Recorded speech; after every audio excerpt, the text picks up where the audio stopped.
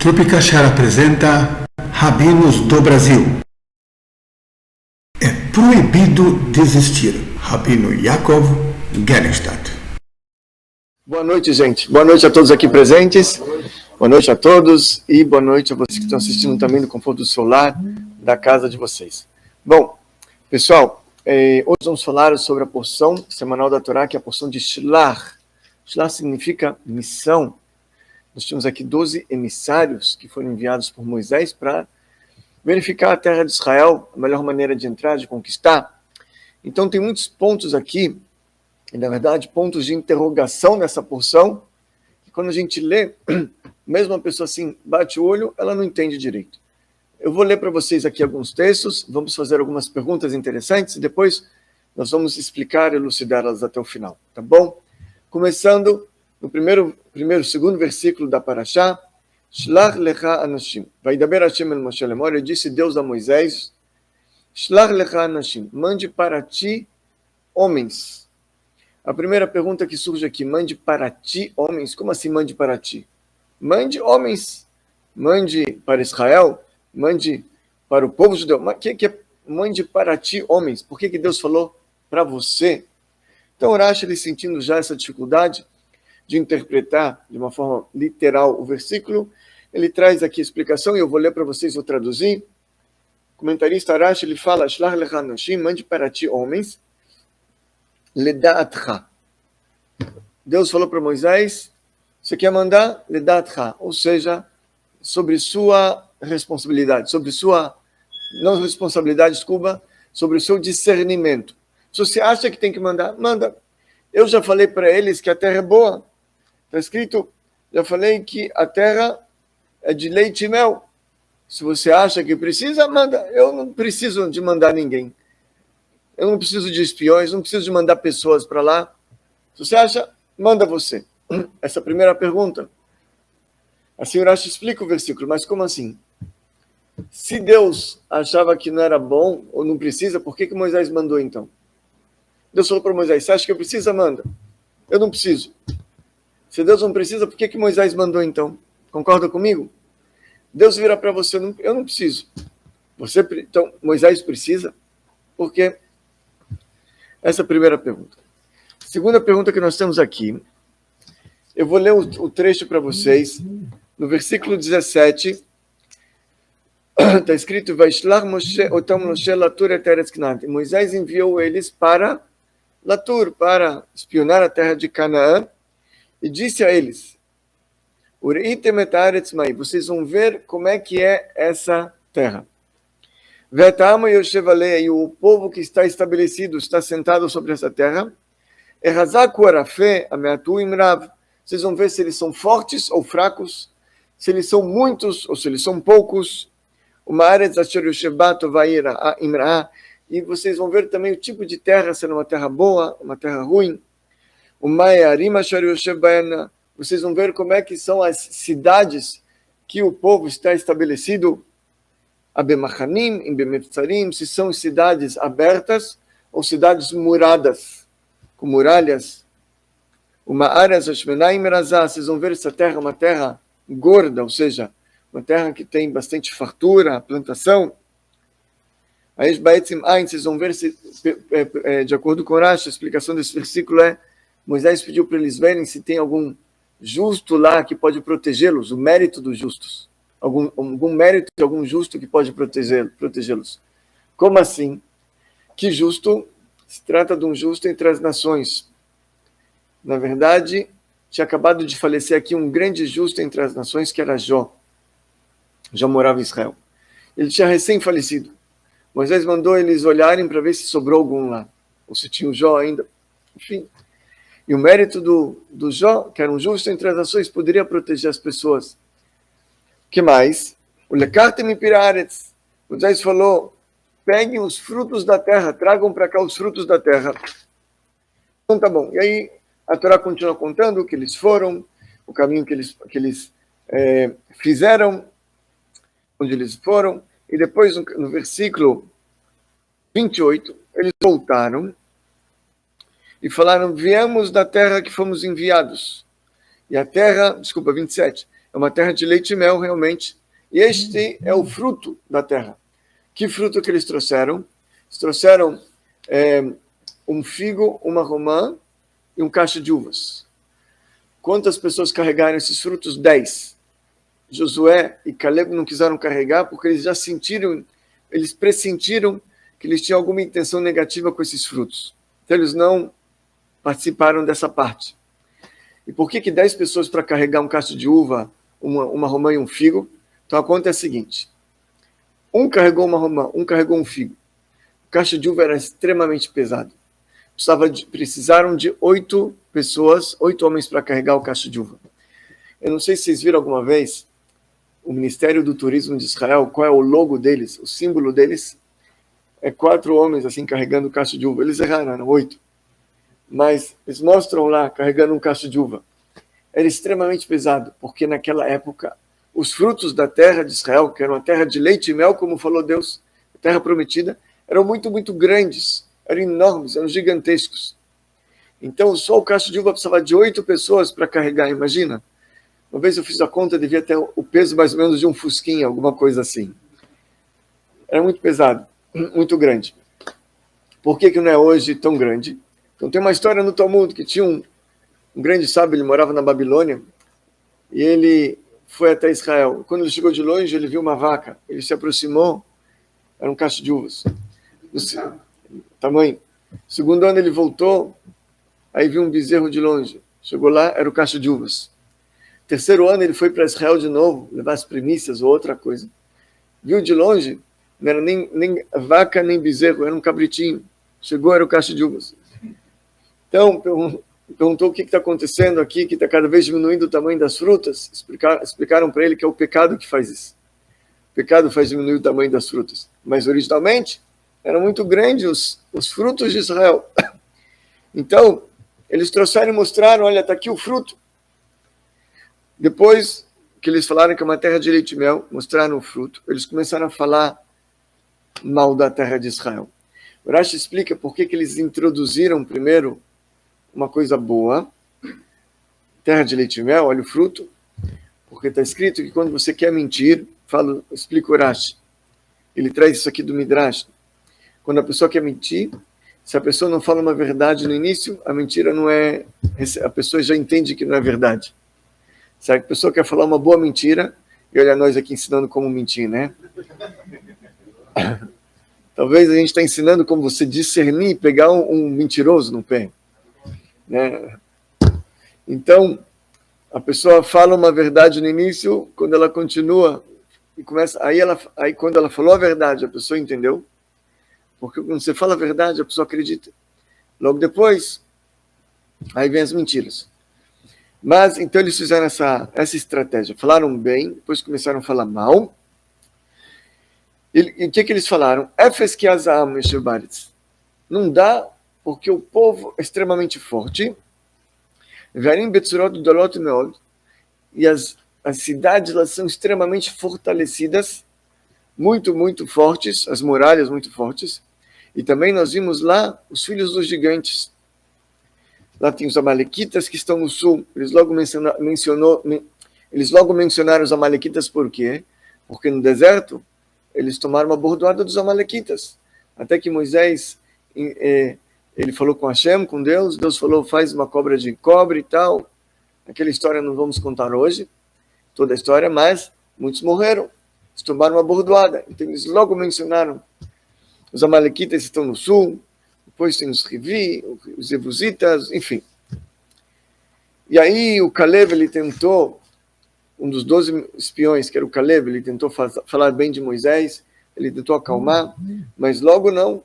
Os outros 10, eles voltaram a falar, e eles falaram mal da terra de Israel para o povo judeu, dizendo, a terra que nós passamos por ela agora é uma terra que engole seus habitantes. Como assim engole os habitantes? Já viram terra que engole habitantes? Então, o Rashi explica o que quer dizer terra que engole os habitantes. Aonde eles passaram, tinha enterro. Onde eles andaram por lá, toda a cidade que eles chegavam, tinha enterro. Terra que engole os habitantes. Eles foram ingratos. Porque Deus fez isso para tirar a atenção deles Imagina, chega 12 pessoas juntas numa terra, e aqui eles tinham medo de inimigos e tal. Eles podiam chamar muita atenção. Se eles fossem pegos como os espiões, eles podiam não voltar mais para Moisés. O que Deus fez? Aonde eles botaram o pé de enterro. Assim, as pessoas estavam preocupadas com o funeral, era enterro de pessoas, em outro lugar está escrito que era enterro de pessoas importantes. Estava todo mundo preocupado com o funeral, com a morte, com o enterro, luto. Não deram atenção para aquele grupo de pessoas que estão por ali. Que mais? Todas as pessoas que viram lá eram pessoas muito grandes. Ele fala, e a gente viu também lá os titãs, ou aqueles anjos caídos, os caídos, Nefilim, filhos dos gigantes. E nós fomos aos olhos deles como gafanhotos. E aí, enfim, o que aconteceu? O povo começou a se revoltar, vamos botar uma outra cabeça e voltar para o Egito. E quando Caleb, ele tentou mais uma vez entender, tentou mais uma vez interceder, o povo quis apedrejar os dois com pedras, e aí de repente veio uma nuvem, ela pairou sobre o tabernáculo, isso era um sinal de intervenção divina. Opa, chegou aqui, todo mundo parou. Todo mundo parou, e aconteceu na sequência que esses 10 espiões morreram de uma morte muito trágica, e aí veio um outro grupo chamado de Mapilim. Eles falaram, não, nós vamos querer entrar em Israel, nós arrependemos. Por que eles se arrependeram? Porque Moisés, logo depois que morreu os espiões, ele falou, suas carniças perecerão nesse deserto. 40 anos vocês vão ficar aqui. Quando o povo escutou isso, tinha esse grupo, Mapilim, fez chuvá. Não. Vamos lá, vamos subir e vamos. Moisés falou, não vai, porque Deus não vai apoiar essa empreitada, vocês vão cair na mão deles. Mas eles foram e morreram. Essa é mais ou menos a história. Agora, a pergunta que a gente traz aqui é o seguinte. Veja, gente, o que Moisés mandou eles fazerem? Moisés falou para eles, gente, traz uma fruta. Eles trouxeram? Trouxeram. Moisés falou para eles, eu quero que vocês vejam como é o povo lá. São pessoas fortes ou não? Eles trouxeram um relatório. São pessoas grandes.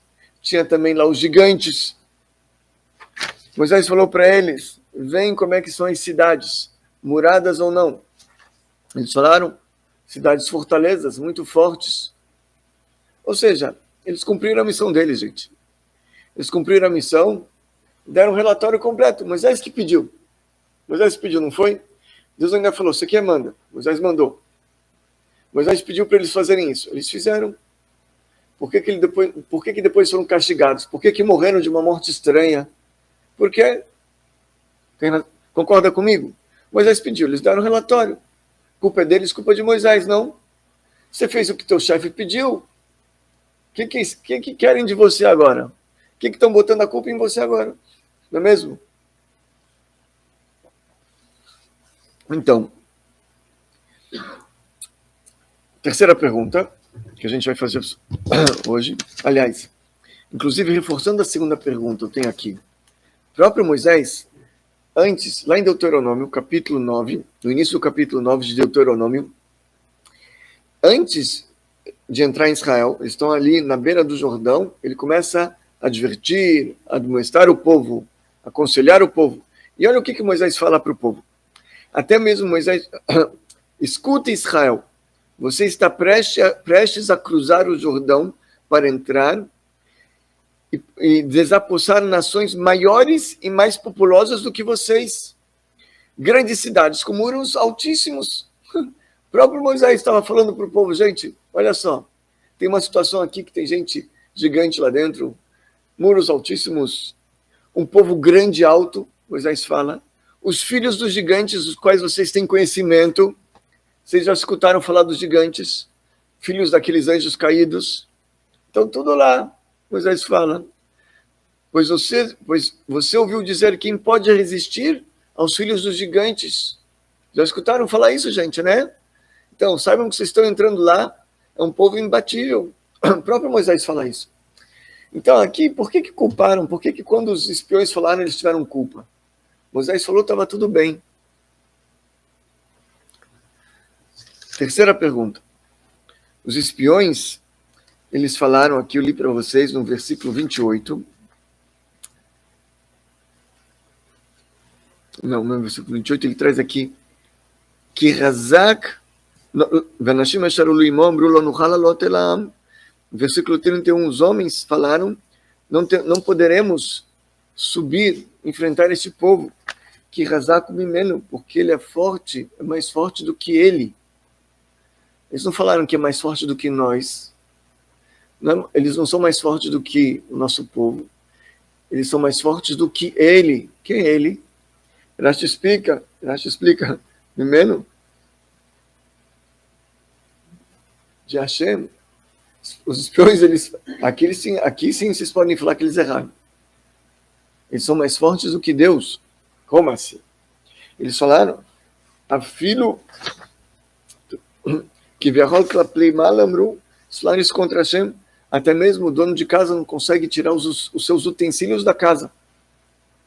Como assim? Como é que eles falaram uma coisa dessa? Então aqui, gente, vamos começar a dar as respostas, e depois vamos tirar um ensinamento bonito disso tudo também. Começar de baixo para cima da terceira pergunta. E está tudo conectado. Os espiões, eles entenderam de que a natureza criada por Deus é algo importante para Deus, aos olhos de Deus. Deus, ele criou a natureza e ele quer que nós sigamos o ciclo da natureza. Ou seja, Deus, ele pode, por exemplo, mandar o profeta Elias bater na sua porta amanhã de manhã, entregar um cheque. Olha, está precisando aí 50 mil reais? Pode depositar. Pode acontecer isso? Pode. Deus, ele não tem nenhuma limitação. Ele pode, inclusive, nem mandar o profeta Elias, pode direto depositar na tua conta, como anônimo, né? Quem vai saber? Deposita em dinheiro. Quem é que, né? Pode aparecer lá na conta do banco. Deus pode fazer isso tudo. Então, se ele pode fazer isso tudo, por que ele mandou a gente trabalhar? Né? Acordar cedo, bater ponto. Né? Tem gente que gosta do trabalho, tem gente que nem gosta do trabalho. Está trabalhando porque precisa do sustento. Eu acho que a grande maioria das pessoas, né, trabalha pelo sustento. Porque se tivesse sustento já ganho, talvez você não ia trabalhar tanto assim. Talvez ia para a praia um dia sim, um dia não sei. Não é mesmo? Então, por que Deus mandou trabalhar? Se ele pode dar o dinheiro? Porque Deus quer que as coisas sigam a lei da natureza. Ele tem um motivo. Ele tem um propósito atrás disso tudo. Vocês sabem, o Admoras aqui no primeiro Rebbe de Chabad, ele quando foi preso, porque ele foi dedurado, ele foi entregue por outros judeus, dizendo que ele estava fazendo evasão de divisas.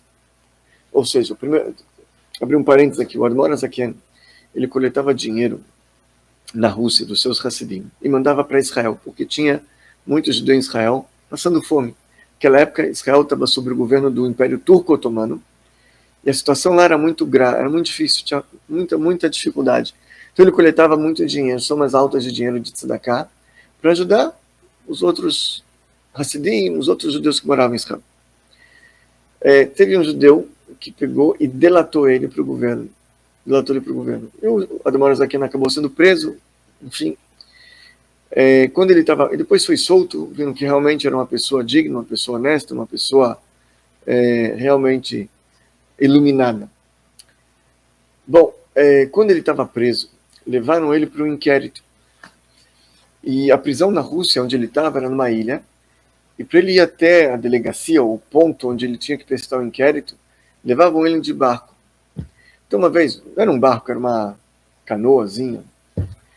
Então, uma vez ele estava sendo levado por um soldado, e o soldado remando. Admoras Zaken, sentado no barco. Admoras Zaken pediu para o soldado parar o barco, porque ele queria fazer a reza da bênção da lua. Existe no judaísmo uma coisa chamada bênção da lua. A gente agradece a Deus pela lua, quando a gente vê a lua se renovar, enfim. E o soldado não parou, continuou remando. Você é um preso aqui, você não pode dar ordens. Então, Admor Zaken, ele fez alguma coisa, o barco, a canoa parou. E o soldado remava, a canoa não saía do lugar. Remava e remava. O soldado já entendeu o que aconteceu. Tem um homem sagrado aqui. Tem um homem que consegue controlar os cursos da natureza. Ele manda a canoa parar, a canoa para. Ele pode mandar eu me explodir, eu vou me explodir. Não sei, pode fazer muitas coisas. Então, falou, mestre, ele falou, Rebbe, chamou ele de Rebbe. Posso continuar movimentando a canoa? O Rebbe falou, pode. Aí a canoa continuou. O Rebbe daqui a pouco para e vira para ele, você pode parar a canoa, por favor, para mim fazer a reza? Ele falou, sim, parou. O Rebbe fez a reza, o soldado pediu uma bênção para ele, o Rebbe abençoou ele. Por que o Rebbe não fez a bênção na primeira vez que a canoa parou? Por que ele esperou a segunda vez o soldado parar a canoa? Porque ele queria fazer as mitzvot de acordo com o curso da natureza. Ele não queria se usar de um sobrenatural aqui. É claro que esses tzadikim, eles têm poderes sobrenaturais, eles controlam tudo, mas eles procuram fazer tudo ao máximo de acordo com as leis da natureza. Eles procuram não intervir. Uma vez o Baal Shem Tov estava fugindo de ladrões e ele chegou na frente de um rio. Ele pegou um lenço, primeiro ele olhou para um lado, olhou para um outro, não viu nenhuma ponte, nenhum barco, nenhuma canoa. O rio tinha uma correnteza muito forte, era perigoso até entrar. Então, quando ele viu essa situação, ele tinha que atravessar o rio, ele pegou um lenço que ele tinha no bolso, fez assim, o lenço virou um lençol, ele subiu no lençol e o lençol levou ele a salvo para o outro lado do rio. Como é que ele fez isso? Usando nomes cabalísticos de Deus. Foram os nomes de Deus que ele sabia, fez isso acontecer. Só que depois ele se arrependeu de ter usado o nome de Deus em proveito dele. Não pode ser feito uma coisa dessa. Se é feito, ok, aqui era uma situação de perigo de vida, era o Baal Shem Tov que estava fazendo, não era qualquer um. Mas, mesmo assim, ele se arrependeu. No final da vida, Deus deu para ele a oportunidade de se redimir. Ele outra vez tinha uma situação que ele estava fugindo de ladrões, alguma coisa assim. Ele chegou naquele rio, ele já ia tirar o lenço, ele falou não. Ele pegou, desceu no rio, atravessou nadando. Por quê? Porque ele não queria usar esses poderes, esses nomes de Deus, nem para salvar a própria vida dele. Então, a gente procura evitar essas coisas sobrenaturais. Para Deus é importante a natureza. Para Deus é importante a natureza. Só mais uma historinha que me veio à cabeça agora, gente. Tinha uma vez, no casamento da neta do Admor Zaken com o neto do Rebbe Levi Yitzchok de Baranditchev. Os dois, Admor Zaken e o Levi Yitzchok de Baranditchev, Rebbe Levi Yitzchok, eles eram alunos do Magid Mezrit. Eram grandes tzadikim. E o casamento foi uma coisa assim muito, muito especial. Então, funciona o seguinte, eles primeiro ficam numa sala, eles escrevem ali a Ketubá, que é um documento de casamento, preparam tudo certinho. E depois, então, eles vão para a Rupá, para o palio nupcial. Então, isso tudo foi feito, já foram para o palio nupcial, e o rabino que ia oficializar o casamento, estava ali, estava todo mundo ali, só não tinha os avós, o Admor Zaken e o Rebbe Levi Yitzchok. Estava demorando, esperaram, não estavam vindo. Alguém foi lá dentro para ver o que está acontecendo. Por que eles estão demorando? Será que aconteceu algum problema? Chegaram, estavam os dois discutindo. Tinha uma porta. O Admor Zaken vira para o Rebbe Levi Yitzchok, fala, passa você na frente, que você é mais velho. O Rebbe Levi Yitzchok fala, não, você é mais sábio. O Admor Zaken fala, não, mas você é mais isso. Fala, não, mas você é mais isso. Começaram a trocar os elogios, ninguém queria ir na frente. Então o Rebbe Levi Yitzchok de Baranditchev fala, bom, vamos fazer o seguinte, nós falamos aqui o nome de Deus, a gente vai alargar a porta e passamos juntos. O Admor Zaken falou, não, nós vamos dar a mão e nós vamos passar juntos nessa porta estreita. Porque essa visão, a do Admor Zaken Chabad, trazer Deus para a terra e não começar a usar coisas milagrosas assim, mas sim revelar Deus em tudo que existe. E ok. Então, Eles acharam, Deus criou a natureza é importante. Uma vez que Deus criou a natureza é importante. Pelas leis da natureza, ele não consegue tirar os gigantes de lá. A gente não vai conseguir tirar, a gente não vai conseguir vencer. Eles são mais fortes do que nós. Então Deus botou gigantes lá e agora? Se a natureza é importante para eles, já era. Pronto, a gente não vai conseguir tirar eles de lá. Mas aí, o que aconteceu na verdade? Qual foi o grande erro deles? Qual foi o grande erro deles, pessoal? O grande erro foi o seguinte. Gostou? Vem mais por aí. Lembre de dar um joinha aos rabinos e de se inscrever no nosso canal. O que está escrito? Repasse aos amigos com comentário exclusivo em terra seu. nenhuma, gente.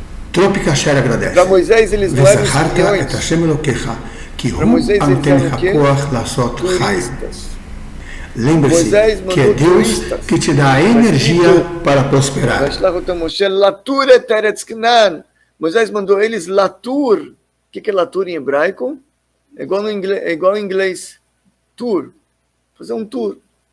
Mandou eles fazer um tour. Dar voltinha lá. Por que Moisés mandou isso? Por que Moisés mandou eles? Se Deus, respondendo a primeira pergunta, Deus falou para eu não preciso. Por que sim Moisés mandou? Porque está escrito que o povo veio para Moisés. E começou a perguntar. O povo veio e falou, como o Rashi traz aqui, eu estou procurando. Lefishibau Israel ve'amru. Israel foi até Moisés e falaram, Nishlecha nashim lefaneinu. Vamos mandar pessoas lá investigar, espiões, vieram para Moisés. Como está escrito em Deuteronômio, está escrito lá no primeiro capítulo. Todos vieram até mim, começaram a pressionar. Moisés falou, o que eu faço, Hashem? O Senhor falou, olha, eu já falei que é boa, não preciso. Faz o que você quiser. Como o pessoal estava pressionando, se Moisés falasse, não, a gente não vai espionar, seria pior. Porque aí ia começar uma revolta. Sabe como é que é o povo? Já brigou lá com tantas antes, já teve problemas antes lá na pedra, nas codornizes e outras coisas que já aconteceram. Pediram pão, pediram carne, era um povo difícil. Se ele falasse não, Deus falou que é boa, não precisa contestar, aí ia dar problema. Então Moisés, ele não precisou mandar espiões para saber como conquistar. Porque ele sabia que se Deus falou, vou dar para essa terra para vocês, confia nele. Vai dar um jeito. Confia nele. De forma sobrenatural. Ou pela natureza também. Deus ele não está limitado a fazer milagres sobrenaturais. Ele pode fazer milagres também naturais. Ele age através da natureza também. Então, gente, Moisés ele não mandou espiões, ele não precisava mandar espiões. Moisés mandou o quê? Turistas. O que acontece, gente, quando você vai viajar? Imagina, você vai visitar um país, vai visitar a Europa, a volta dos Estados Unidos, depois não sei, 12, ficou lá 2 semanas, 3 semanas, até para uma praia, você vai para Cancún, você vai para Morro de São Paulo. Você volta depois de 2 semanas, como é que você volta, gente? Você volta com um sorriso aqui, tá tudo bem para você, não tem problema, você releva tudo, não é mesmo? Aquelas coisas que você não aguenta dia a dia, quando você volta, está tudo ótimo. Não tem tempo ruim. Você fala lá maravilhoso, quero voltar para lá é fantástico, lá é isso, lá é aquilo. Então, gente, Moisés quis mandar turistas. Eu vi agora, a gente foi para Israel com a caravana Bnei Noach. Só não queria voltar para o Brasil. Eu entendo eles, eu entendo. Quis ficar lá também mesmo. Quer ficar? Então, só não quis voltar. Por quê? Porque é muito gostoso, né? Muito bom. E por quê? Porque é turismo, né? A gente vai fazer outra em 2023, se Deus quiser. Se quiser, pode voltar de novo. 2023 vai ter outra. Mas, turismo, o pessoal volta assim. Moisés queria que esses 12 voltassem e contaminassem positivamente, contagiassem o povo. Gente, lá é maravilhoso, gente. Tem comida, tem frutas maravilhosas, terra de leite e mel, vamos lá, maravilhoso. É isso que ele queria. Só que o pessoal, esses 12, quando eles já voltaram, aí já começaram, a Torá já chama eles de meraglim, já chama eles de meraglim, de espiões. Eles acharam que a missão deles era espionar, ver como realmente é melhor, qual o ponto fraco, por onde a gente começa, por onde a gente inicia a operação, onde vamos fazer guerra primeiro. Aí foi o problema deles. Eles sentiram que dependia deles. E aí falaram, assim não dá, com esses aí não dá. Nem Deus vai conseguir, porque pelas leis da natureza não vai dar. Melhor a gente voltar para o Egito, gente. Esse foi o grande erro deles. Esse foi o grande erro. E aqui, gente, nós temos uma lição. Temos uma lição. Quando você tem uma missão sagrada, algo importante que você quer fazer, uma mitzvah, uma boa ação, então, pode ter certeza, não vai ser fácil. Vai ter empecilhos. Quando a pessoa deseja fazer algo para o lado sagrado, as forças impuras que Deus criou na natureza, elas também se fortalecem, elas se colocam na frente, elas tentam impedir. Assim, Isaac falou para o Esaú, o Milom Yilom Imatz. Isaac falou para Esaú que quando o seu irmão descer, você vai subir. Assim funciona.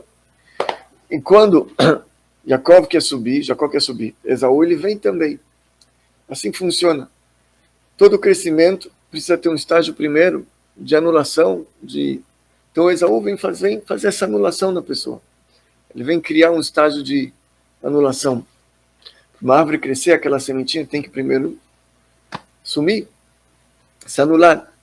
Então, quando você quer fazer uma mitzvah, quando você quer fazer uma coisa boa, saiba, talvez não seja tão fácil assim. Mas o que você tem que fazer é o seguinte, não dá para trás. Quando você vê uma coisa muito grande, uma montanha na sua frente, gigantes, a pergunta correta a ser feita é, como eu vou vencer eles? Não se dá para vencer. Não foi isso que Moisés perguntou se dá? Moisés sabia que dava. Sabia que dava. A forma correta de você enfrentar isso é como. Se Deus pediu, como? Vamos lá. Não existe nada impossível. A pessoa ela foca no objetivo dela, o objetivo sagrado, importante, positivo, aí as coisas vão funcionar, vão se abrir. Você sabe, uma vez tinha um rabino, ex-rabino-chefe da Inglaterra, Rabbi Jonathan Sacks. Foi um grande rabino, faleceu ano passado, relativamente jovem, acho que aos 77 anos, me parece. E ele era uma pessoa, um grande palestrante, uma pessoa que tinha o dom da fala, uma pessoa muito inteligente também. E ele,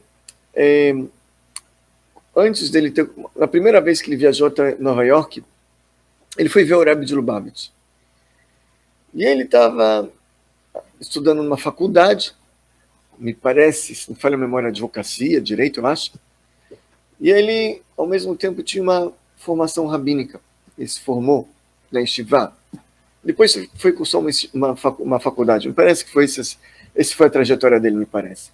Eu sei que ele estava na universidade e ele tinha muitas dúvidas, muitos questionamentos. E ele entrou nessa reunião com o Rebbe, trouxe um papel e começou a perguntar. O Rebbe pacientemente respondeu todas. No final o Rebbe falou, eu vi que você me fez muitas perguntas, você me permite fazer uma pergunta para você? Ele falou, sim, Rebbe. Ele falou, o que você está fazendo em prol dos judeus universitários da sua universidade? O que você está fazendo em prol deles? E ele começou como um bom, polite inglês. Ele começou a dar resposta e falar, na posição em qual eu me encontro, na qual eu me enquadro. E o Rebbe já queria dar uma resposta, né, que eu não tenho condições, que eu sou impossibilitado, que tem isso e outras desculpas. Mas quando ele começou a falar na posição na qual eu me encontro, o Rebbe já cortou ele. Falou, o judeu não se encontra, o judeu se coloca. Assim como você se coloca, você pode sair também. Ou seja, às vezes a pessoa olha aquela montanha e fala, a posição na qual me encontro não dá para subir. O que eu posso fazer? Eu sou um simples José Mané. Eu sou um simples cidadão, sou um simples qualquer pobre coitado. Quem eu sou? Então, a gente tem que saber, quando a gente quer fazer uma coisa, temos um objetivo, uma missão sagrada, positiva, uma mitzvah, algo de bom. Então, nada pode impedir a gente. Nada é capaz de impedir. A gente falou de subir montanha. Tinha uma vez o Rebbe Sroel Meir Mirudin. Rebbe Sroel Meir Mirudin, ele era um neto do Magni Mesrit. Ele era um grande tzadik. Onde ele morava, tinha uma mikve que ficava em cima de uma montanha. Talvez era uma fonte onde eles emergiam. Então, assim, todo dia o tzadik, o Rebbe Sroel Meir, ele subia com uma toalha nas costas, emergia e voltava. Só que isso era muito bom durante o verão, só que chegou o inverno. E no inverno, vocês sabem, na Rússia, neva.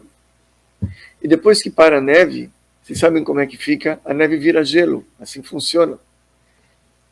E a montanha virou montanha de gelo. E tinha uns rapazes ali, um pouquinho assim, malcriados, que começaram a gozar do Rebbe. Falou, agora o Rebbe vai ficar sem mikve. Agora o Rebbe não vai na mikve, quero ver. Mas eles olharam, quando eles olharam, estava o Rebbe lá saindo com a toalha no ombro, indo em direção à montanha. Eles começaram a rir, falei, esse Rebbe, ele não sabe o que está fazendo. Mas, pela surpresa deles, o Rebbe começou a subir a montanha. Subiu o gelo. Eles olharam.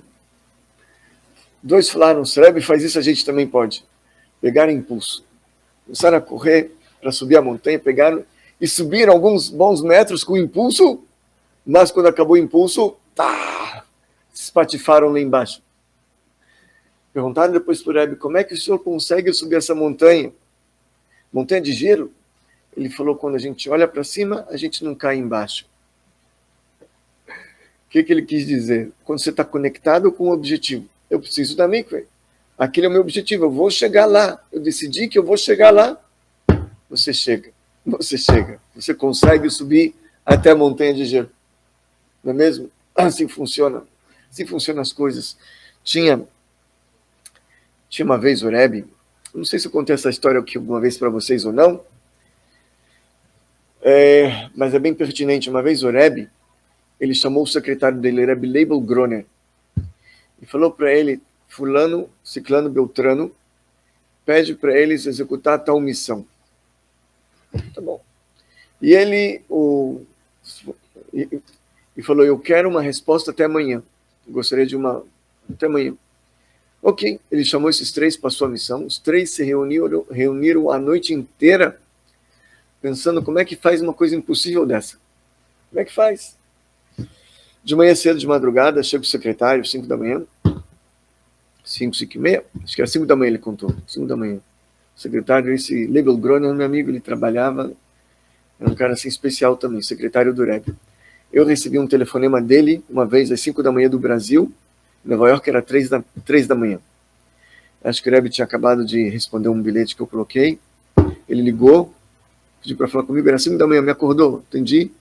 O secretário do Rebbe, fiz as contas, lá era 3 da manhã. Tá bom. Então, 5 da manhã ele estava, chegou, ele foi até esses três Hassidim, os três vieram até o secretário. Falaram, olha, o Rebbe pediu, mas não dá para fazer. Não dá para fazer. A gente consegue pular de um prédio lá para baixo. A gente não consegue pular de baixo para cima de um prédio, é impossível. Como? Tá bom. Daqui a pouco chegou o Rebbe. E, normalmente, o secretário passa todas as informações, ele passa para o Rebbe, só que ele não queria deixar o Rebbe chateado, porque ele sabia que o Rebbe ia ficar chateado com essa resposta. Bom, o Rebbe cumprimentou o secretário, entrou no escritório. Daqui a pouco o secretário ele entra para entregar alguma coisa para o Rebbe. E o Rebbe olha para ele e falou, você tem alguma coisa para mim?